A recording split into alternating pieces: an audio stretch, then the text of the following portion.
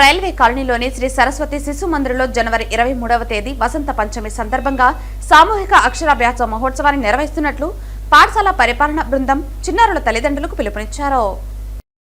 శిశు Mandir railway colony తిరుపతిలో 23వ తేదీ జనవరి శుక్రవారం జరగబోయే వసంత పంచమి సందర్భంగా ఈరోజు ప్రెస్ మీట్ పెట్టడం జరిగింది.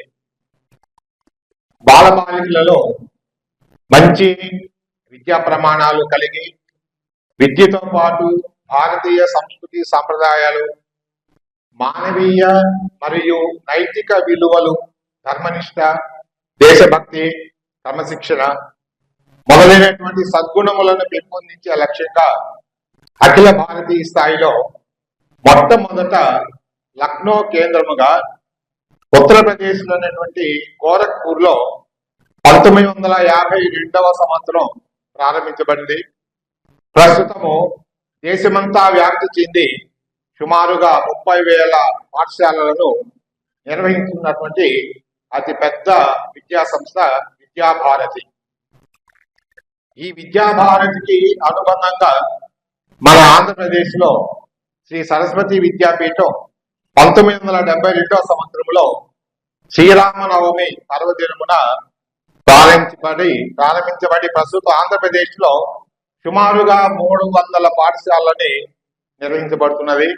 శ్రీ సరస్వతి శిశు మందిర్ ఉన్నత పాఠశాల రైల్వే కాలనీలో ఉంది. ఈ పాఠశాల గురించి వివరాలన్నీ కూడా విద్యాభారతి అనుగుణంగా ఏ విధంగా మనం పాఠశాల నిర్వహిస్తున్నామో ఆ విషయాలన్నీ కూడా రవికుమార్ గారు మీకు ఇదివరకు తెలియజేశారు. అయితే కొత్తగా దీంట్లో యాడ్ చేయాల్సింది ఏమంటే, అక్కడ స్కూలు ఏ కార్పొరేట్ స్కూల్కి తగ్గని స్థాయిలో సౌకర్యాలన్నీ సమకూర్చడం జరిగింది.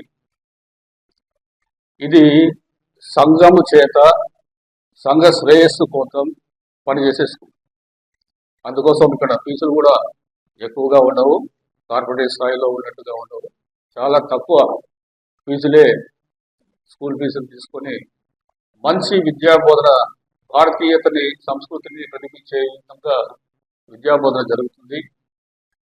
అన్నీ కూడా digital class rooms, play material కూడా పిల్లలను 2 రకాలుగా, పెద్ద పిల్లలకు ఒక రకంగా, చిన్నపిల్లలకి ఇంకో రకంగా ఏర్పాటు చేయడం జరిగింది. క్లాస్ రూమ్లన్నీ కూడా డిజిటలైజ్ చేశాం. మంచి ఇంటరాక్టివ్ ప్యానెల్స్ పెట్టేసి ఒక సెమినార్ హాల్ కూడా ఏర్పాటు చేసి అందులో స్కిల్ డెవలప్మెంట్స్ కూడా పిల్లలకి నేర్పిస్తూ ఉంటాం. ఆటలే కాకుండా,